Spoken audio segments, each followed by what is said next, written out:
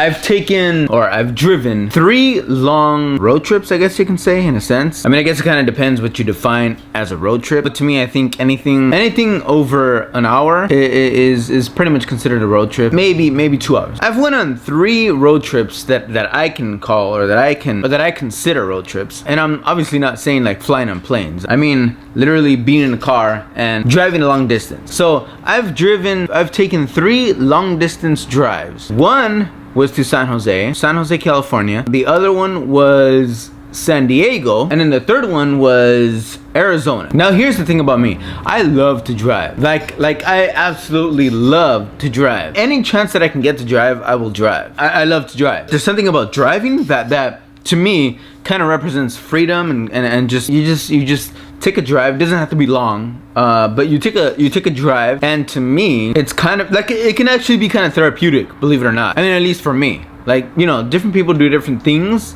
maybe to clear their mind or whatever it may be, but I don't just do it to clear my mind. I have fun driving. Get some people in the car and go somewhere. Like I said, it doesn't even have to be long distance. Literally just go drive to the store, you know, do whatever you're doing throughout the day. I just love to drive. So anyways, if there's like a road trip or a long distance drive that's being planned, like, you know, who's gonna drive?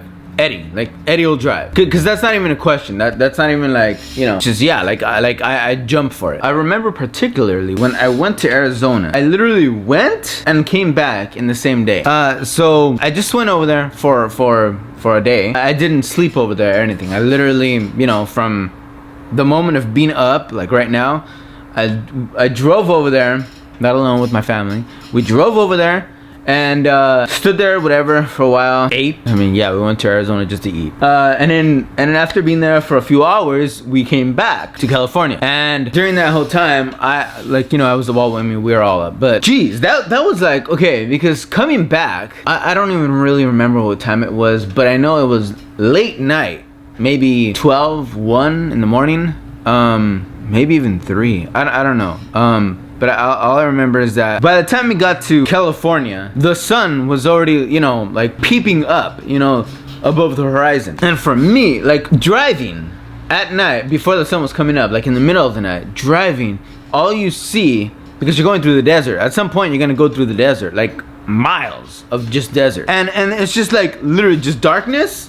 and then you just see like the street in front of you, and just like this kind of narrow vision of where the lights, you know, are going. That was the hardest thing to do, to drive and be tired, because there are stops, but then it's kind of like the thing where you can stop, but then at the same time, okay, because if you're in the desert and you take breaks, if you're in the desert and you take breaks when you're going or coming back from somewhere, if you take breaks during that journey, at night, early morning, whatever it is, but the sun's down, that can or will be one of the most scariest things, because obviously there are no lights, there are no street lights, there are no signal lights, there are no traffic lights, no lights in the desert, I mean, obviously. So if you stop the car and you turn off the lights, it's just darkness, and that's a little freaky, because not only is it darkness, but you're surrounded by nothing. It's just desert. So not only are you like in the middle of nowhere, I don't know what's scarier, like being maybe by yourself, well, not by yourself, but like with family or friends.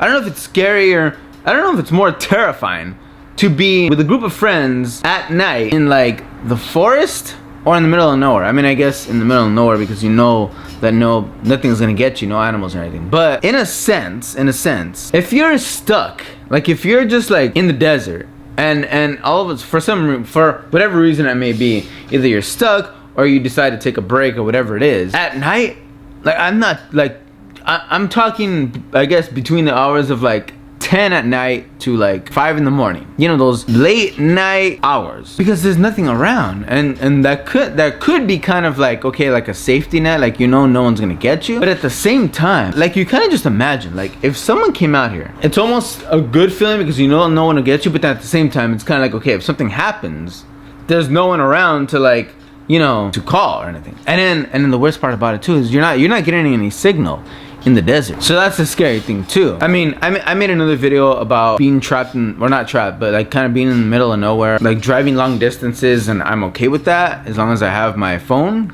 GPS. But it's like I'm saying, like even if you have your phone in the desert, your phone's no good. You're not getting reception. So if you're in the city, then it doesn't, like, it really doesn't matter where you go or what, you know, where you go, because you're gonna have you have your phone GPS. Like, there's no way you can get lost. But if you're in the desert, that's where it gets scary, because you're not gonna have any signal on your phone, so you're not gonna be able to use your phone. So even if your phone, even if it's not dead, it's no good, because, well, you can't, you know. I don't know. I kind of just think about that, you know, like if you think about the idea of like being in the middle of nowhere, that's a scary idea. I mean, you would think if you're kind of taking a road trip that, you know, you'll have food with you, you know, obviously. Like, geez, don't take a road trip and have no food. That's just the worst thing. Like, you need to take some snacks. And I'm not talking like a bag of chips and one thing to drink. I'm talking like take more food than you think you would need. Because during the road trip, you're gonna want to snack. You're gonna want to be snacking during the road trip. So like if you're in the middle of the desert and you're going from, let's say, from California to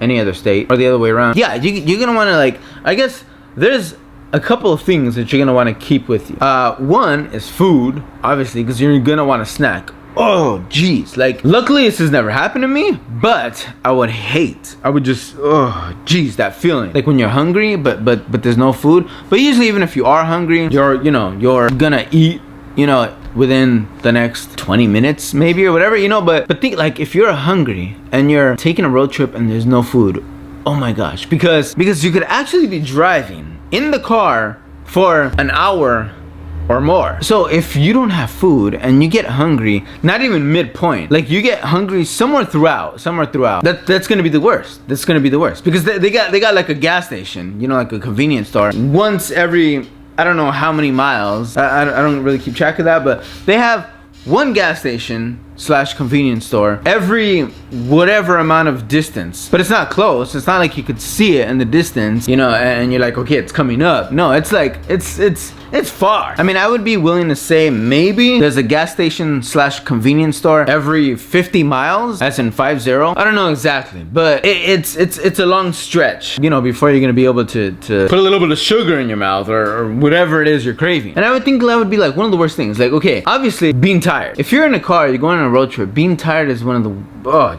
like, you don't want to be tired. I mean, obviously you're just gonna fall asleep. That's the worst thing for the driver. Then you need to pull over and let the driver rest, and then that just kind of halts the whole, you know, unless someone else wants to jump into the driver's seat and take over for a while, you take turns. But yeah, so being tired, well, that's not really an issue because you just fall asleep in the car, unless you get to that point to where you can't handle the idea or the fact of your, like, legs being like this, you know, like sitting down, because that's just bad too. Like, when you fall asleep in a car, okay, it's like no big deal, whatever. You're going a long distance. But then, if you get to that point to where you kind of just feel a little like fidgety, you know, like you want to stretch. Oh, like, of course, you get off every now and then and take a break. But I'm saying in the middle of those little break stops, your legs are just going to become so extremely, just like the idea of having your feet like this, like literally just like this, and just staying there. I mean, it's going to get to the point where you're probably going to like kick the seats, you know, and try to stretch your feet. And then Auntie Susan or Uncle Jeff is gonna yell at you and be like, can you quit kicking the seat, please? You're kind of just there like, okay, sorry, but I'm kind of going crazy because, like, I kind of want to stretch a little bit, you know? But yeah, so road trips are one of those things to where you really have to be prepared. I mean, one thing I like is being spontaneous.